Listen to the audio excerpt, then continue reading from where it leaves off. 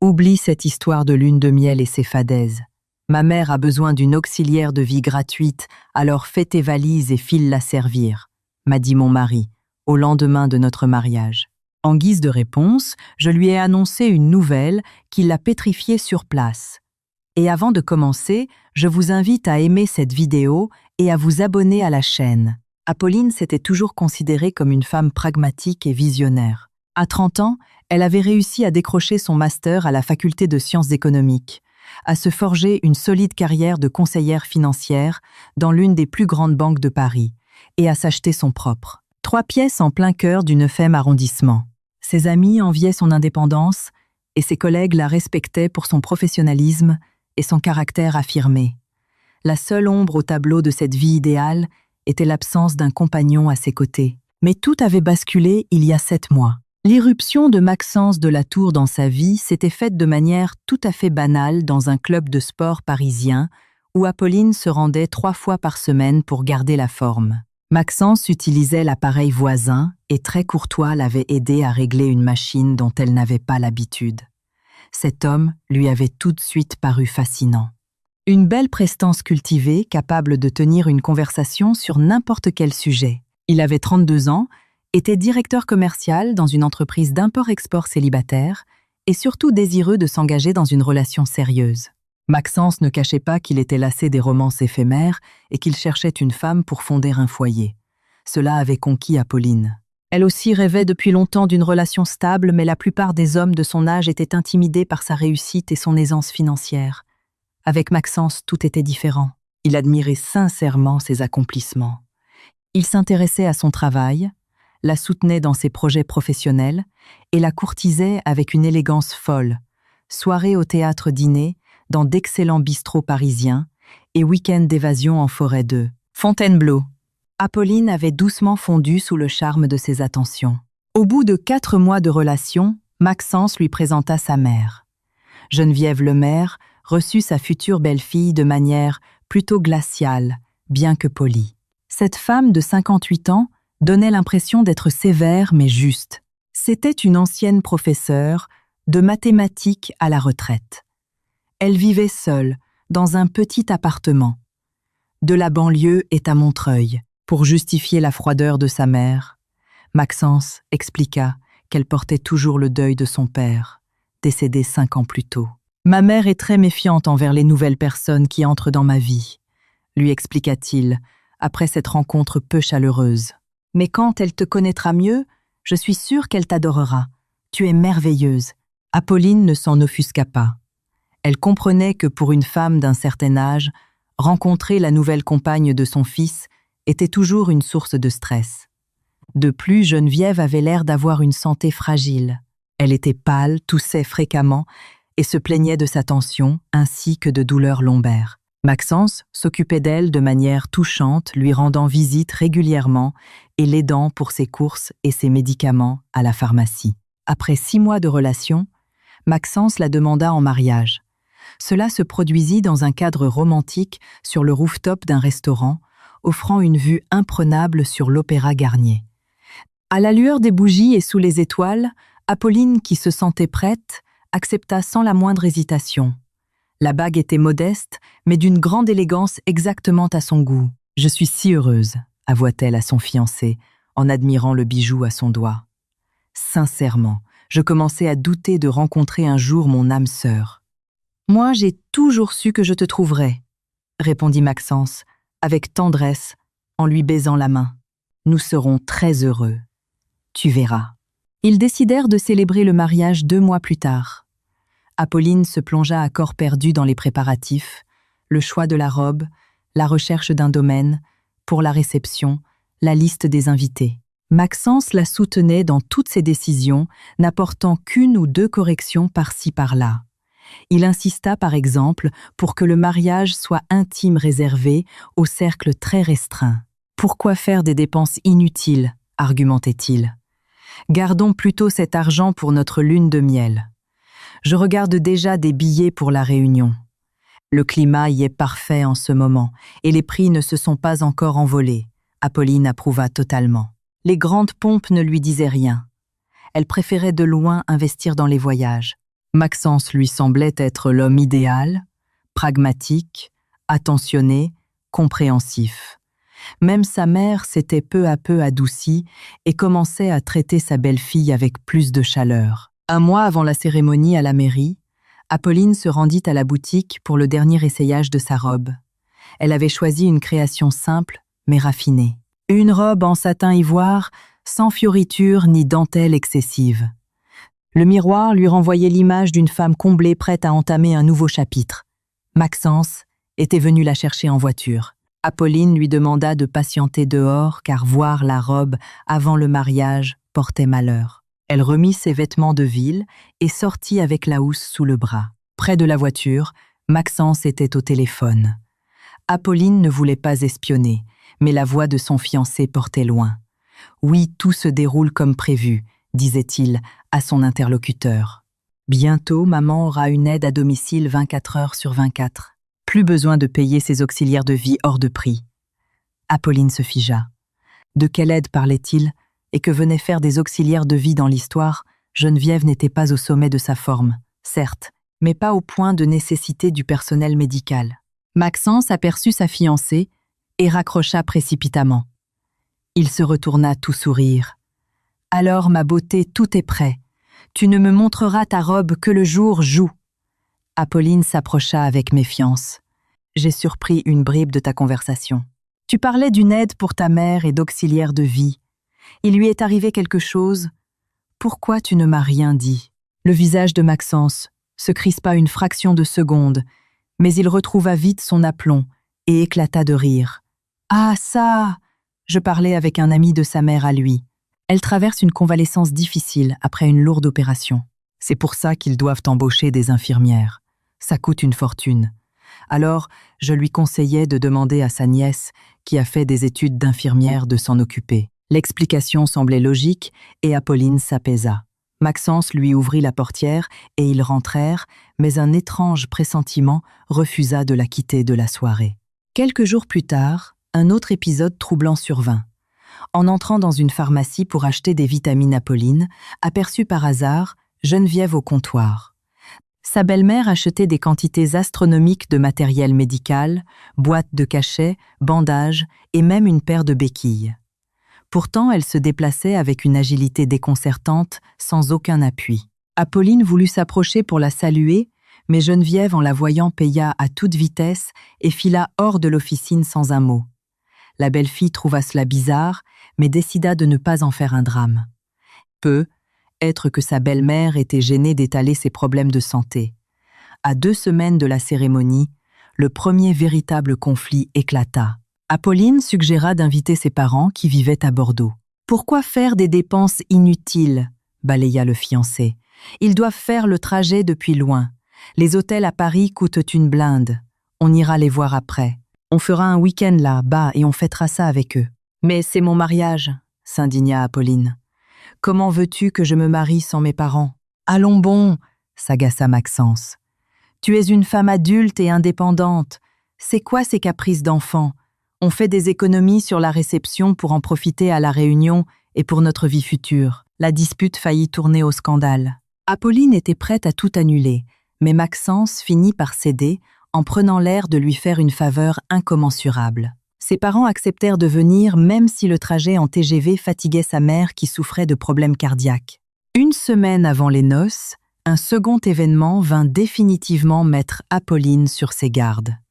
Elle était attablée à la terrasse d'un café près de son agence bancaire, attendant une amie pour discuter des derniers préparatifs.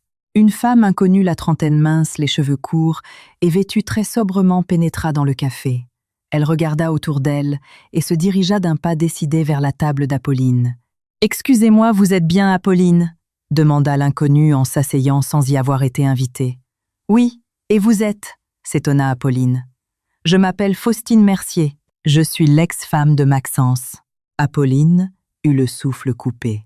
Maxence n'avait jamais mentionné de précédent mariage. Au contraire, il assurait n'avoir eu aucune relation sérieuse avant elle. « Pardonnez-moi, mais vous devez faire erreur, » balbutia Apolline. « Maxence ne m'a jamais parlé d'un quelconque mariage. »« Évidemment qu'il ne vous en a pas parlé, » sourit Faustine avec amertume. « En règle générale, Il omet beaucoup de choses. J'ai appris pour votre mariage, par hasard, une de mes connaissances travaille dans la même banque que vous. J'ai décidé de venir vous prévenir. Me prévenir de quoi? Apolline sentit ses mains se glacer. Écoutez-moi bien. Faustine la fixa droit dans les yeux. Méfiez-vous de Geneviève, c'est une experte pour jouer les malades. Comment ça? S'enquit Apolline en se penchant en avant. J'ai été mariée à Maxence pendant 3 ans, commença Faustine. Les 6 premiers mois, tout était idyllique. Puis sa mère est tombée malade, ou plutôt elle a commencé à simuler. Au début, c'était des broutilles, des migraines, des pics de tension. Puis c'est devenu plus grave, des lumbagos, des douleurs au cœur.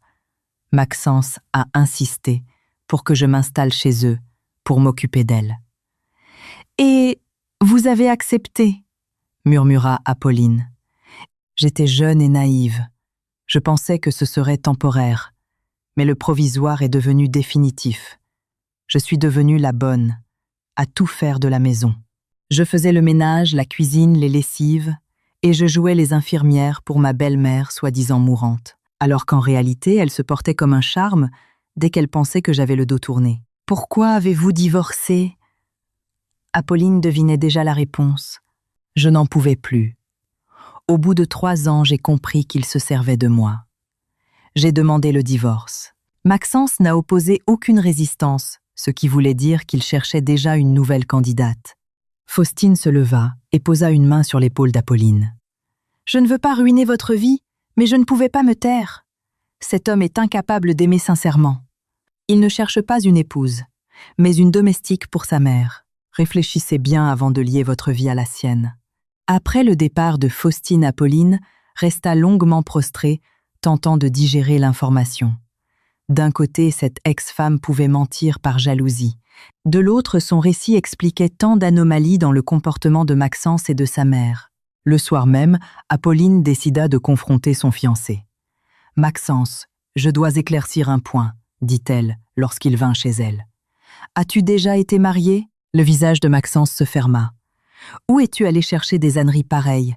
répondit-il froidement. « J'ai discuté aujourd'hui avec une femme nommée Faustine Mercier qui s'est présentée comme ton ex-femme. Je n'ai aucune idée de qui c'est, trancha-t-il. Une folle sûrement. Apolline, tu vas vraiment accorder plus de crédit à une inconnue qu'à moi. » Il s'indigna avec une telle sincérité qu'Apolline douta. Peut-être que cette Faustine était réellement dérangée ou qu'elle l'avait confondue avec un autre. « Je suis désolée, » soupira-t-elle. « Je suis tellement sur les nerfs avec les préparatifs. Je suppose que ça me fait imaginer n'importe quoi. C'est normal d'être stressée, » dit-il en la prenant dans ses bras et en lui déposant un baiser sur le front. « Mais ne laisse pas des étrangers semer le doute dans ton esprit. On s'aime, c'est ça l'essentiel. Le jour du mariage. » Apolline se réveilla avec une boule au ventre qu'elle ne parvenait pas à dissiper. Était-ce le fameux trac de la mariée?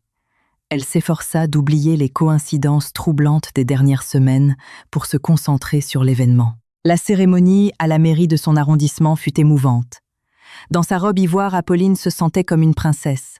Maxence était resplendissant dans son costume sur mesure.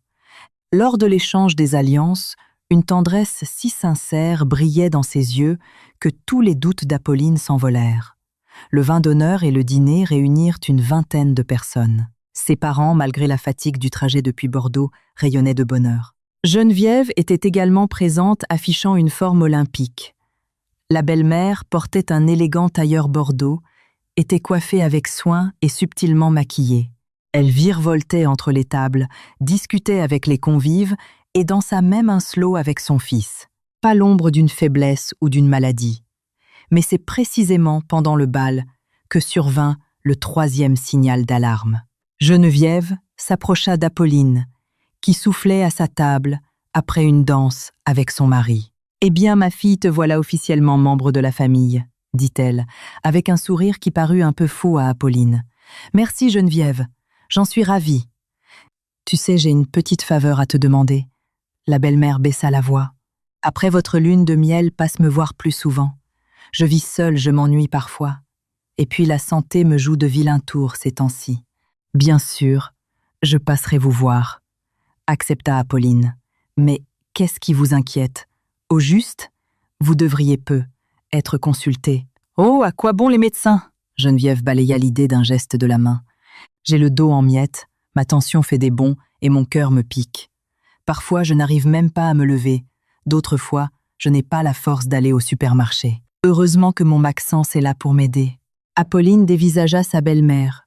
Une demi-heure plus tôt, elle dansait avec une énergie débordante, et la voilà soudain transformée en petite vieille décrépite. « Et que disent les médecins ?» insista Apolline. « Ce qu'ils disent », minimisa Geneviève. « Les mots de la vieillesse, voilà tout. Ils me bourrent de cachets. Mais à quoi ça sert? Ce qu'il me faut, c'est quelqu'un près de moi pour garder un œil sur moi, m'aider pour le ménage. Mais les auxiliaires de vie coûtent si cher, je n'ai pas les moyens. » Maxence les rejoignit à cet instant. « De quoi parlez-vous, mesdames ?» demanda-t-il joyeusement. « Je racontais mes petits bobos à Apolline, » répondit sa mère. « Je lui disais qu'à votre retour, je ferai souvent appel à elle. J'espère que ma belle-fille ne tournera pas le dos à une pauvre vieille femme malade. »« Bien sûr que non !» s'empressa de répondre Maxence avant qu'Apolline ne puisse ouvrir la bouche. « N'est-ce pas, chérie? Maintenant, nous sommes une famille. On doit s'entraider. » Apolline hocha la tête, mais une angoisse sourde s'installa en elle. Les paroles de Faustine résonnaient comme un tocsin. C'est une experte pour jouer les malades. Le reste de la soirée se déroula dans la joie, mais Apolline restait sur le qui-vive. Elle scrutait sa belle-mère et remarquait des détails troublants. Geneviève geignait sur son mal de dos, mais la seconde suivante se baissait avec souplesse pour rattacher un lacet. Elle se disait faible, mais portait des sacs de cadeaux pesants. « Elle doit vraiment avoir une maladie chronique », tenta de se rassurer Apolline. « Il y a des poussées et des rémissions. Je deviens paranoïaque à cause de cette femme du café. » La fatigue finissant par l'emporter, elle cessa d'analyser le comportement de sa belle-mère. Le lendemain, leur lune de miel à La Réunion les attendait. 2 semaines de soleil et de plage. Toutes ces bizarreries se dissiperaient au soleil. Lorsque les invités commencèrent à partir, les jeunes mariés firent leurs adieux. Geneviève serra fort Apolline contre elle. « Soyez heureux, mes enfants. Et à votre retour, n'oubliez pas de venir me voir. Je vous attendrai. » Les parents d'Apolline repartaient le lendemain matin. Les adieux furent donc particulièrement touchants. « Sois heureuse, ma chérie », lui dit sa mère. Maxence a l'air d'être un homme bien. L'important est de vous respecter. Promis, maman. Dès qu'on rentre, on vient vous voir à Bordeaux. En retirant sa robe, Apolline se regarda dans le miroir, fatiguée mais les yeux pétillants. Elle était la femme de l'homme qu'elle aimait. Maxence l'enlaça par derrière. Alors Madame de la Tour est prête pour sa nouvelle vie. Prête, sourit-elle en se blottissant contre lui. J'ai tellement hâte de prendre l'avion demain. Ça fait si longtemps que je n'ai pas vu l'océan. Tu le sauras bien assez tôt, répondit Maxence d'un ton mystérieux. J'ai une surprise pour toi. En s'endormant, Apolline nageait dans le bonheur. Mais le lendemain matin, la surprise de son mari allait anéantir ses rêves d'un seul coup. Apolline se réveilla avec une douce torpeur. Le soleil était déjà haut. Il était 9h30. À côté d'elle, Maxence ronflait bruyamment étalé de tout son long.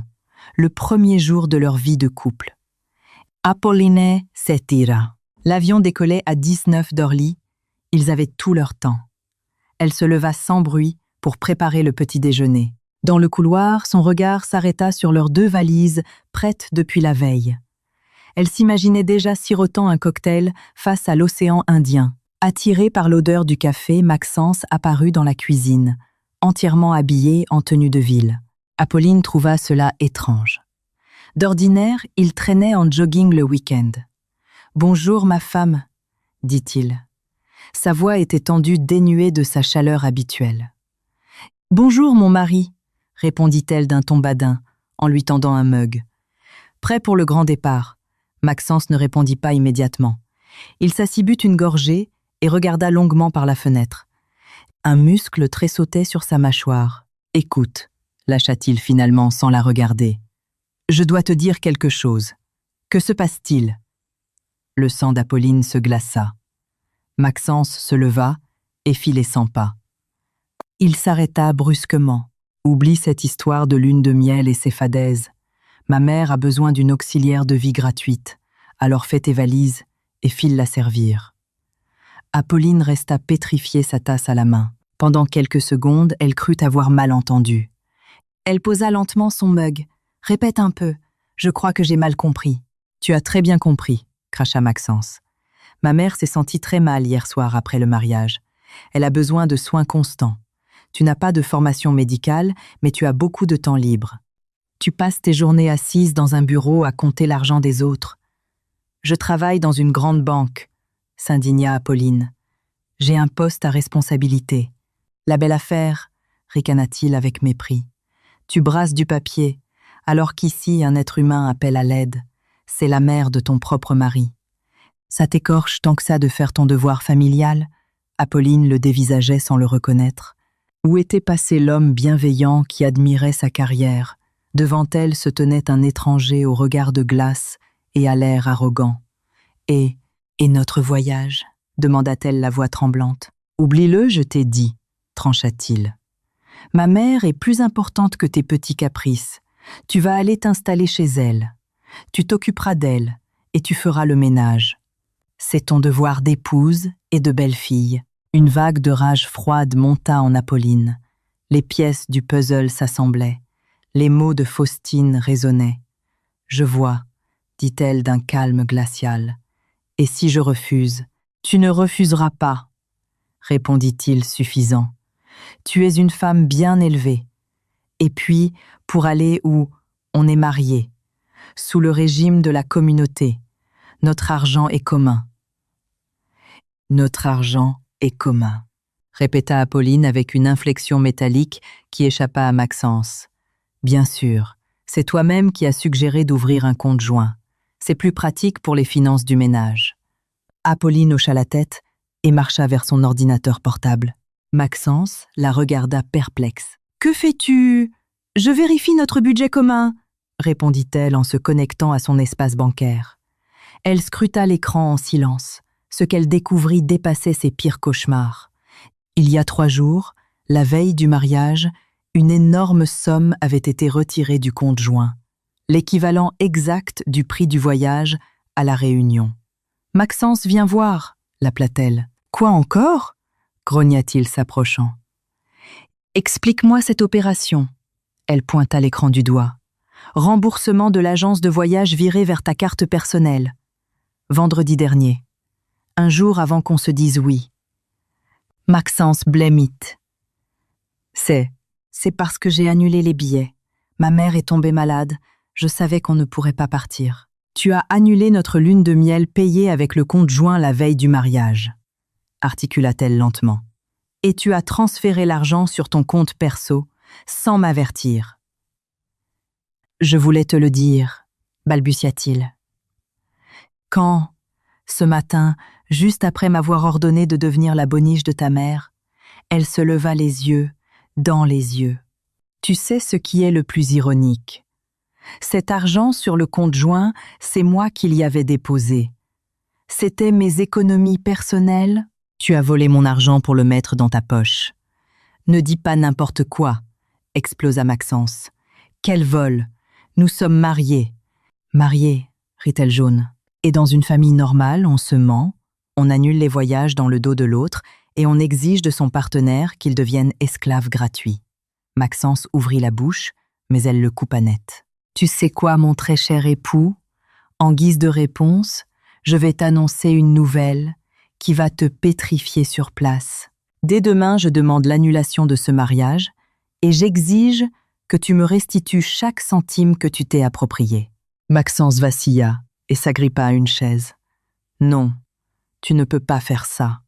On s'est mariés hier. » « Que vont dire les gens? Je m'en contrefiche de ce que diront les gens. Les gens ne vont pas vivre ma vie à ma place, ni subir tes humiliations. » Elle fila dans la chambre, attrapa la valise de Maxence, l'ouvrit et commença à y fourrer toutes ses affaires pêle-mêle, complétées par des sacs poubelles pour le reste. « Mais qu'est-ce que tu fais ?» la suivit-il paniqué. « Je fais tes bagages. Tu dégages de chez moi à la seconde. Apolline attend.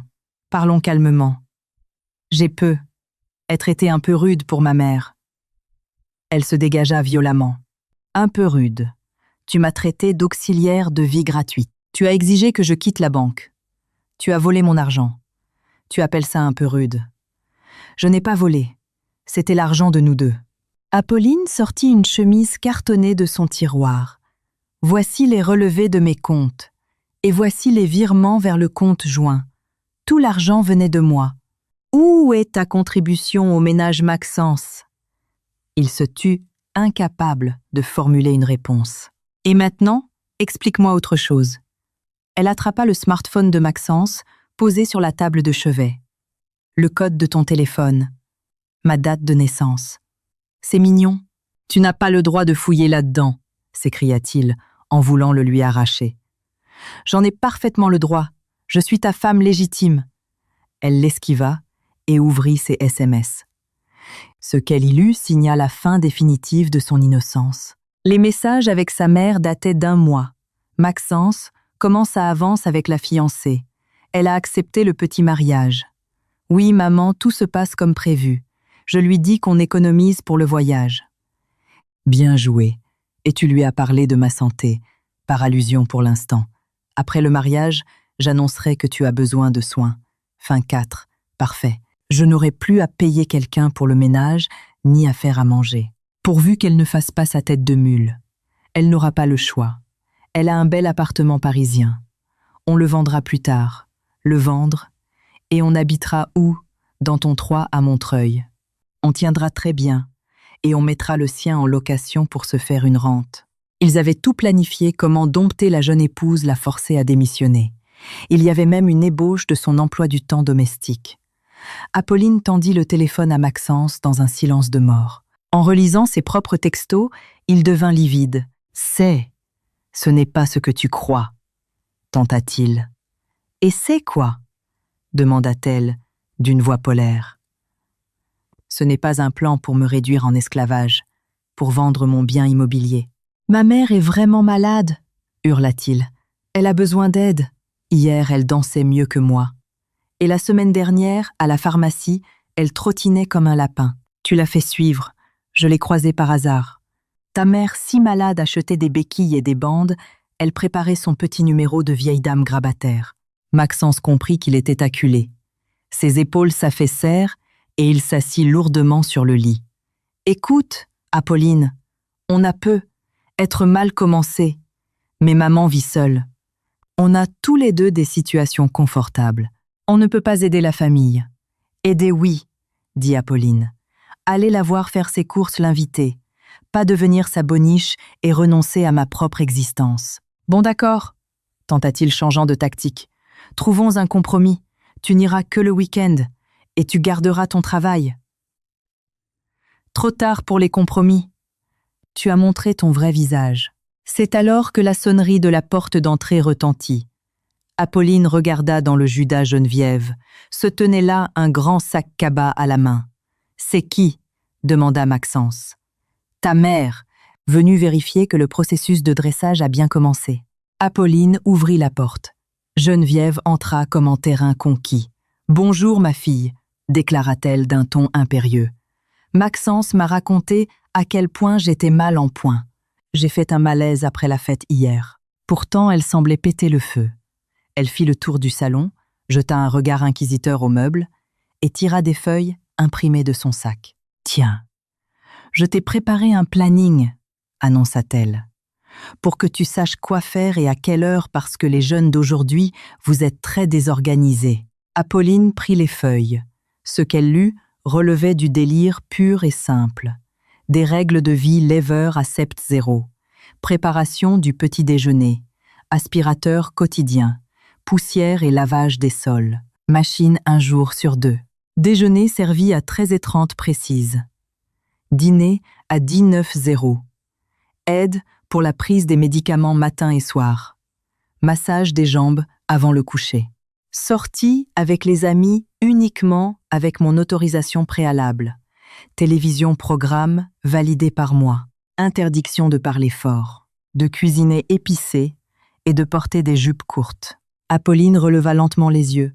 C'est une caméra cachée. Comment ça ? S'offusqua Geneviève. C'est l'emploi du temps normal d'une bonne belle-fille.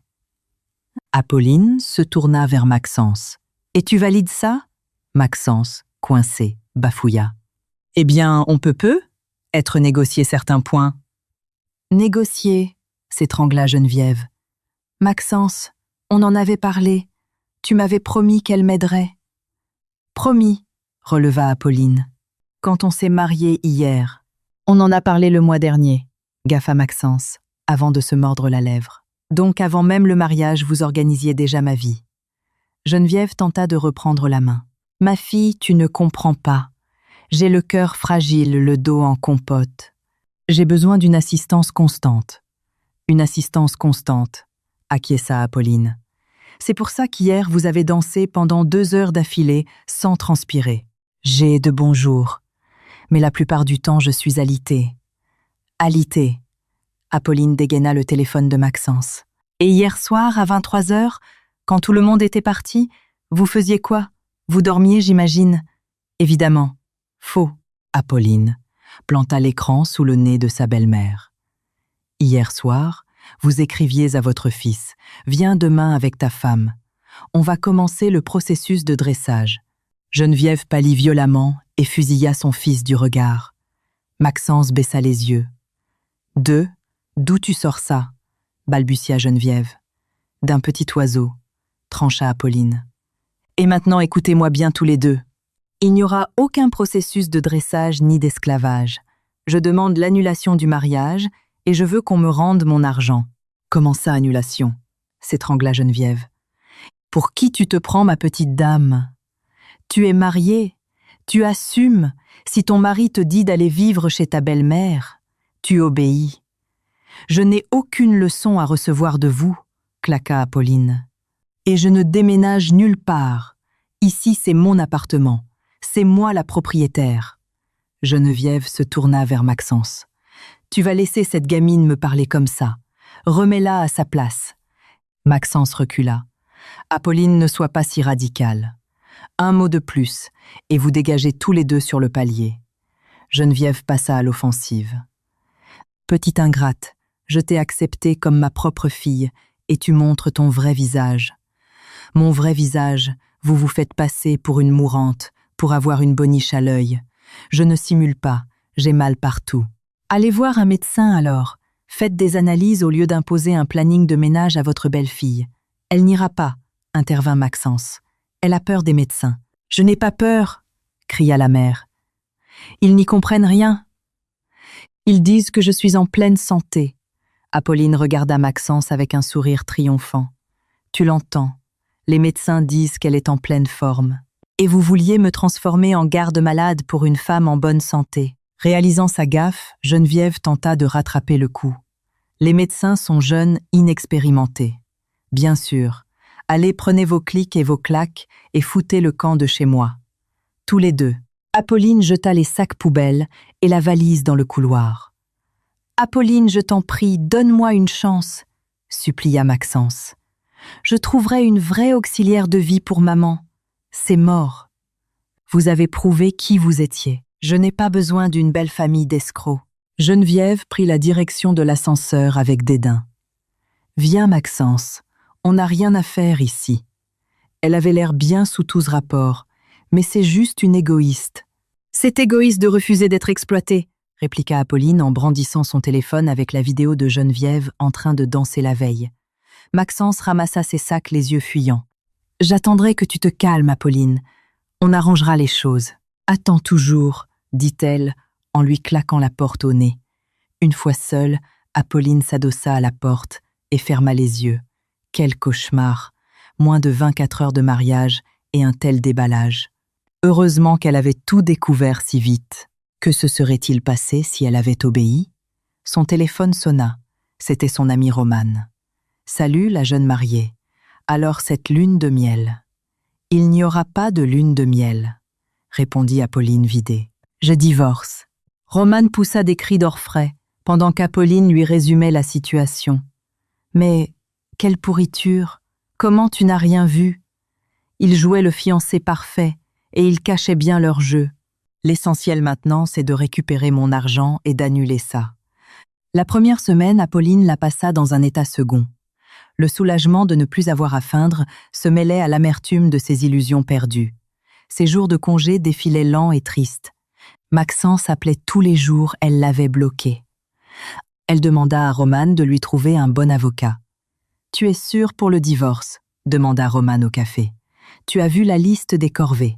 C'est un système d'emprise totale. » « Bon. Je t'ai trouvé maître Ségolène de Rostand, une as des affaires familiales. » Le lendemain, Apolline rencontra l'avocate, une femme d'une 50aine d'années, au regard vif. « Un mariage d'un jour, c'est un record », nota maître Ségolène après avoir lu le dossier. « Vu que le mariage est très court sans enfant et que le patrimoine vous appartient, le seul enjeu est l'argent détourné sur le compte joint. Avez-vous la preuve que ces fonds venaient de vous ? » « Oui, j'ai tous les relevés bancaires. » « Parfait. Autre chose, êtes-vous sûr de tout savoir sur ce monsieur ? Les escroqueries de ce genre sont rarement des coups d'essai. Je vous conseille de faire appel à un détective privé pour fouiller son passé. J'en connais un excellent, Balthazar Miron.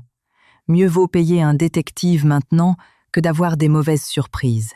Apolline rencontra Balthazar le soir même, un homme discret et méthodique.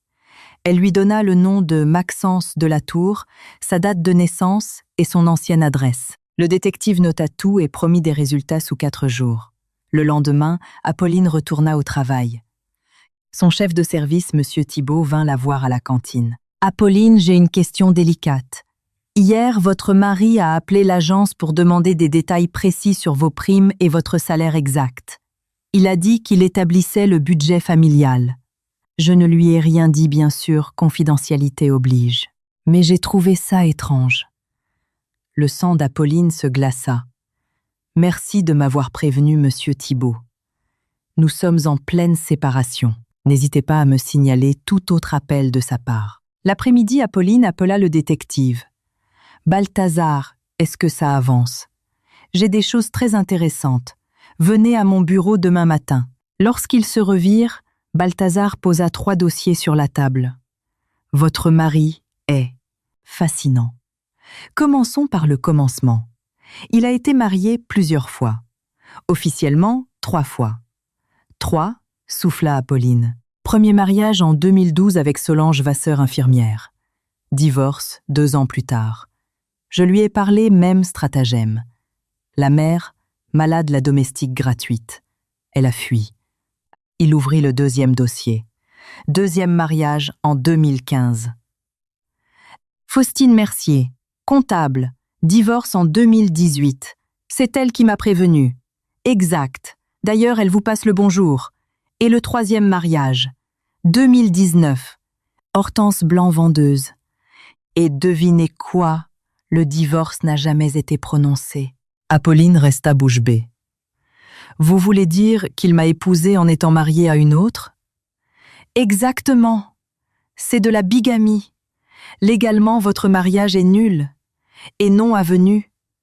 Ce qui est une excellente nouvelle, pour vous, la procédure d'annulation est beaucoup plus expéditive qu'un divorce.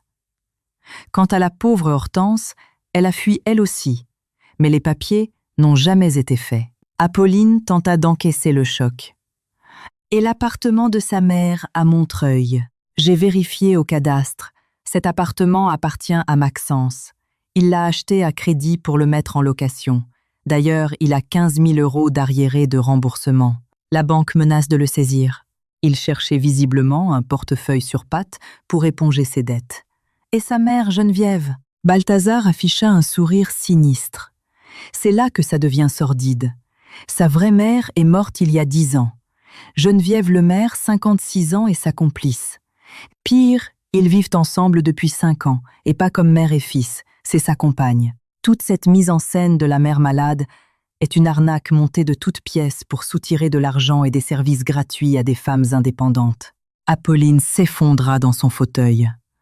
L'arnaque était totale, diabolique. Maxence charmait des femmes aisées, les épousait, puis Geneviève jouait la vieille malade pour les asservir, pendant que Maxence pillait leur compte. « J'ai les coordonnées de toutes les ex-femmes », conclut Balthazar. « Elles sont prêtes à témoigner. » De retour chez elle, Apolline regardait les preuves avec effroi. Le téléphone sonna. C'était Maxence qui appelait d'un nouveau numéro. Cette fois, elle décrocha. Apolline. Enfin, je m'inquiétais tellement. Il faut qu'on parle.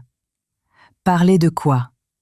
De la façon dont tu me manipules depuis le premier jour. Je ne t'ai pas menti. Je t'ai juste caché quelques trucs. Pas menti. Tu as juste oublié de me dire que tu es toujours mariée à Hortense Blanc. Un silence de mort s'abattit sur la ligne. Comment? Comment tu sais ça? Et tu as aussi oublié de me préciser que ta soi-disant mère mourante est en réalité ta maîtresse et ta complice de toujours. Apolline, écoute-moi. Non, toi, écoute-moi. Demain matin, je dépose une demande d'annulation de mariage pour bigamie et je porte plainte pour escroquerie en bande organisée auprès du procureur avec tous les témoignages de tes ex-femmes. Tu n'as pas le droit. C'est de la diffamation. On verra ce qu'en pense le juge, trancha Apolline, avant de raccrocher et de jeter la puce du téléphone. Dès le lendemain, maître Ségolène lança la procédure d'annulation pour bigamie et déposa une plainte pénale. Le juge de la famille prononça l'annulation du mariage en un temps record, Maxence n'ayant même pas osé se présenter à l'audience. Les relevés bancaires, prouvant que les fonds volés provenaient d'Apolline, le tribunal condamna Maxence à la restitution intégrale de l'argent. Un mois plus tard, la police judiciaire contacta Apolline. Maxence et Geneviève avaient été interpellés, alors qu'ils tentaient de ferrer une nouvelle victime, une riche veuve du Marais. Les voisins alertés avaient donné l'alarme.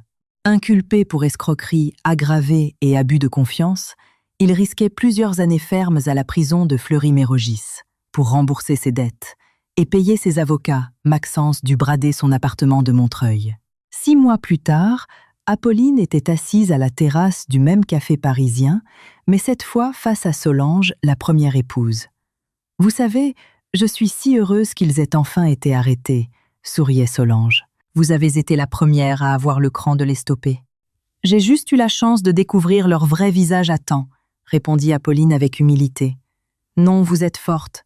Moi, j'ai subi pendant 2 ans.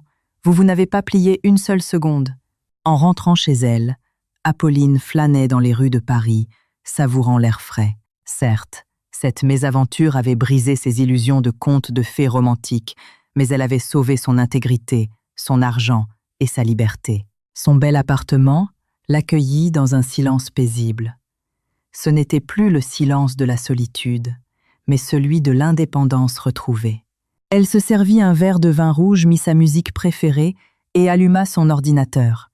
Elle avait décidé de rédiger un article témoignage pour un grand magazine féminin, Comment repérer un escroc sentimental et sauver sa vie.